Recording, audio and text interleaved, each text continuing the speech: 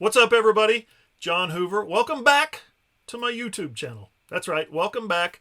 It's new and improved. Well, it's new anyway. I suppose you'll let me know if it's actually improved. First, before we get started, I want you guys to follow me on Twitter, at John E. Hoover. And while you're following and watching today, I'd appreciate it if you hit the like button. That's important. Subscribe to my channel or just leave a comment. Or you know what? Share my videos on your social media streams and I'll retweet them on mine. So, let's talk about what all's happened since my last upload. I know, it's been a while. Many of you probably already know I am no longer with the franchise. My radio career, such as it is on hiatus. I don't know for how long, but I promise I will let you know. Also, I no longer write for the franchise website for now. I guess the easiest way to say it is I have entered a new chapter in my sports journalism career, and if you're watching this video, hey folks, you're in on the ground floor as I begin more of a pivot to video. Thanks, Yahoo. We'll see where that takes me, but for now, trust me, all is well. I'm still covering the Big 12 Conference for Sporting News. That's huge for me. Sportingnews.com. I've actually got a couple of stories in the pipeline right now, and I do still write about the Big 12 for Lindy's preseason magazine. Already started on that for 2020, actually. I've got several other key projects cooking, literally on the front burner.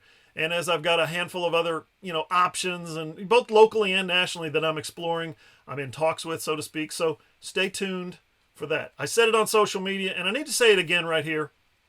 I'm so grateful to the good people at Tyler Media for taking a chance on an old newspaper guy.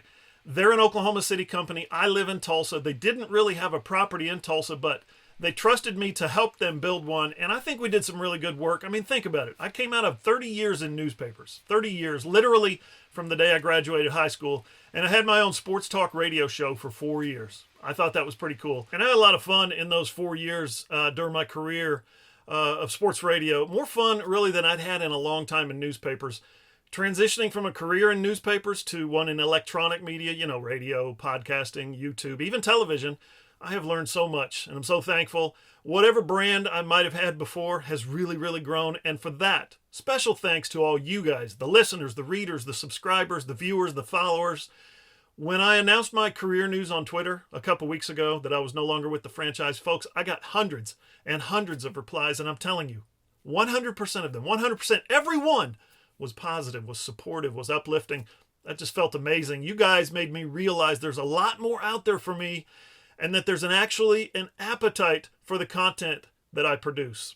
So now I'm producing it on YouTube. Okay, right up front, we're going to focus on Oklahoma Sooners football. We are going to hit on some other stuff, obviously, mostly college football. That's my wheelhouse. Some Oklahoma State, a little Tulsa, some Big 12 Conference for sure. Some other teams around the country whenever they make big news. Policy changes, NCAA news, that kind of thing. Plus basketball wherever we can. But we are going to be heavy on Sooners football. So let's get to it. There's actually not a ton of stuff going on right now, and I say that. At the current moment, there's not a lot going on, but I want to catch you up on some of my takes on some recent events. Big news in Norman in January as Lincoln Riley had to fill 2 coaching vacancies. 2. Jay Boulware took a job at Texas, his alma mater, and Ruffin McNeil went into, he says, temporary retirement to take care of his father back in North Carolina. 2 coaches leaving at first, your gut reaction, you're probably like, whoa, what's going on here? What's next? But fact of the matter is, Lincoln Riley wanted to upgrade those positions in recruiting. Lincoln Riley always wants to upgrade recruiting.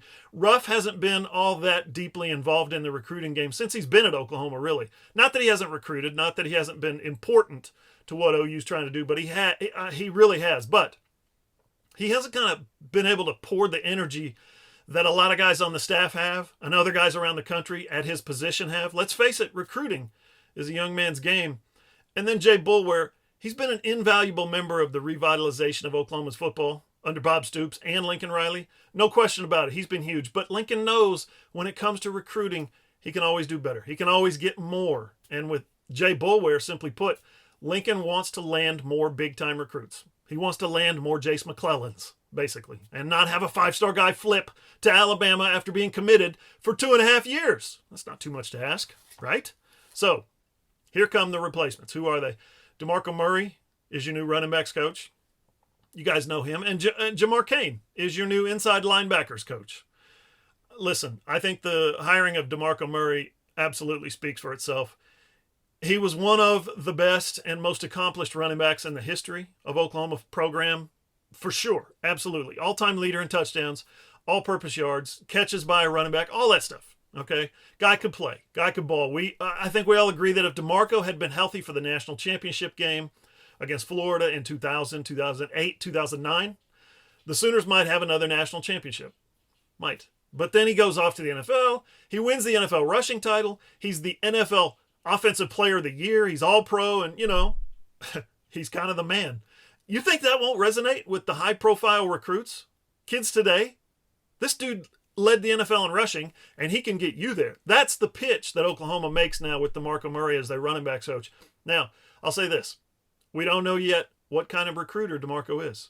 He's played at the highest level, yes. He's made a ton of money, yes. He's a superstar, absolutely. But does he have that hunger, that inner hunger that makes so many recruiters elite at what they do? Maybe. I'm just saying.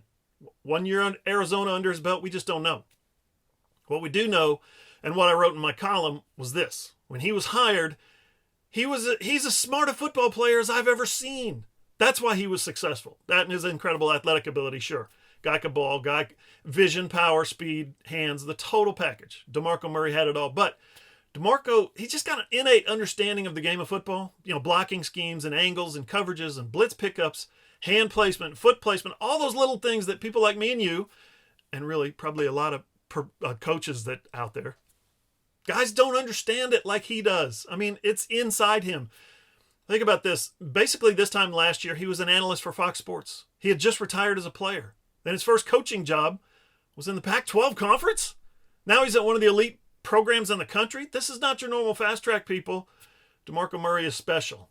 Now your hope is that as a coach, he can reach all those things, teach all those things to players, and be that kind of recruiter that he was as a player. Jamar Cain comes to Oklahoma, interestingly, from Arizona State. DeMarco was at Arizona, so I find that a little bit interesting. Anyway, Lincoln Riley called Jamar Cain a quote-unquote dynamic recruiter. Like DeMarco now, he's got a small body of work. He's got 1 year in Tempe, 1 year at Fresno State, both as a defensive line coach. Before that, he was at North Dakota State, which is on the FCS levels, kind of like the New England Patriots / Alabama Crimson Tide of football. Those dudes win it all every year. Anyway, as a player, Cain got 2 years in junior college, played 2 years at New Mexico State. And as a coach, he did 2 years in the NFL's minority internship program, which is where a lot of successful guys in the coaching business come through. So that's impressive. Let's see what he can do with that. Here's what jumps out to me now about these two hirings as much as anything else. Lincoln Riley's coaching staff is getting younger and younger and younger. Remember, I told you recruiting is a young man's game. Well, this is it. DeMarco Murray turns 32 this week, and Jamar Cain, he's 40 years old. As my good friend Eric Bailey at the Tulsa World wrote, the average age of Lincoln Riley's coaching staff is now 39.9 years old, and there are exactly 0 50-year-olds on the staff, which hasn't happened since Bob Stoops' first season. Remember, that was 99 when Bobby Jack Wright was the old guy at 49 years old. So, no 50-year-olds. Okay, Boomer. I think this will be huge for the Sooners. As DeMarco Murray, he's going to go after every elite running back in the country. Jamar Cain, he's going to dive into California. This is huge.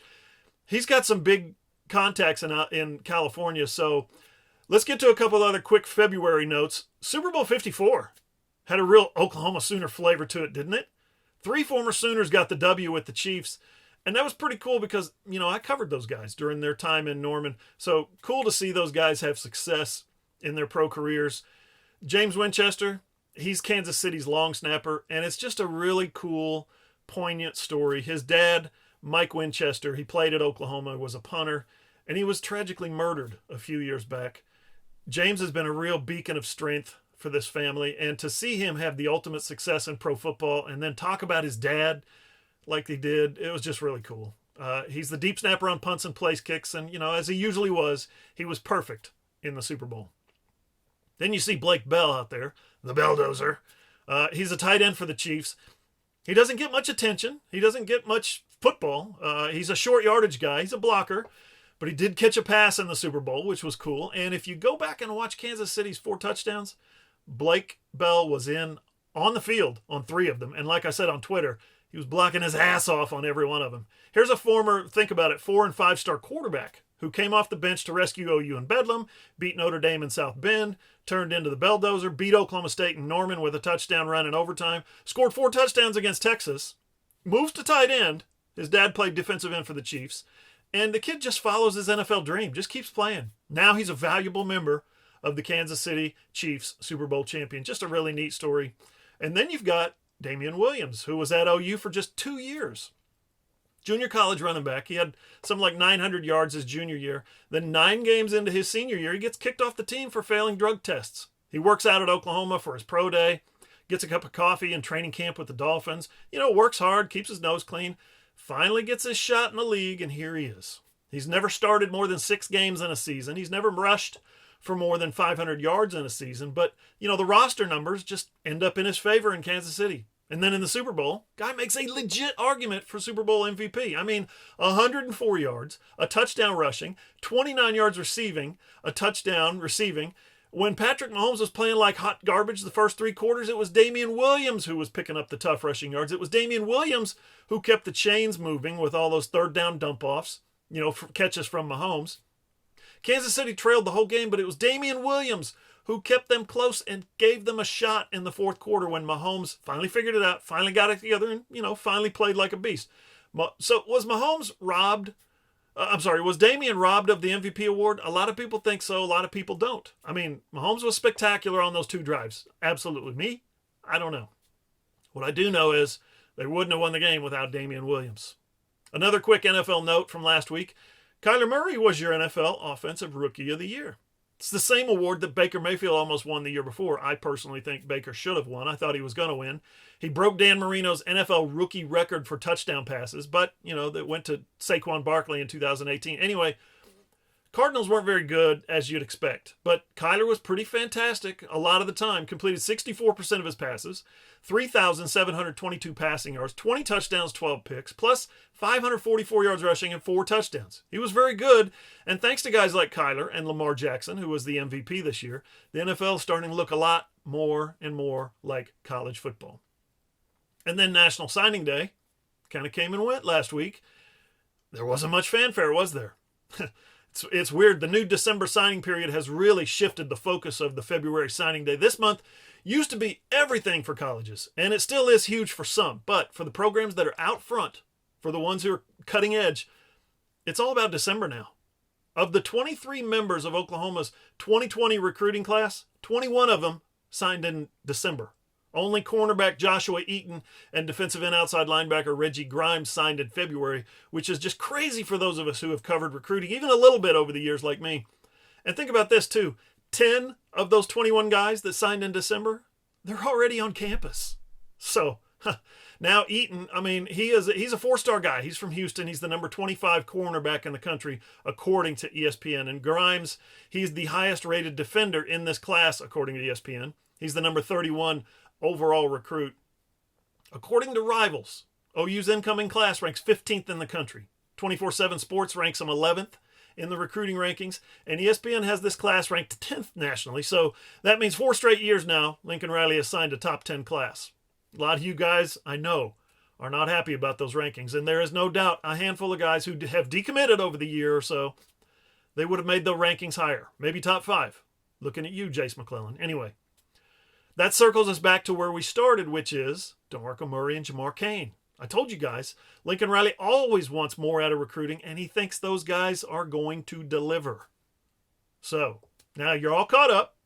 I'm back, and I'm going to be with you a lot more often here on the channel moving forward. We're going to have some hot takes, of course, and we're going to also have some smart takes.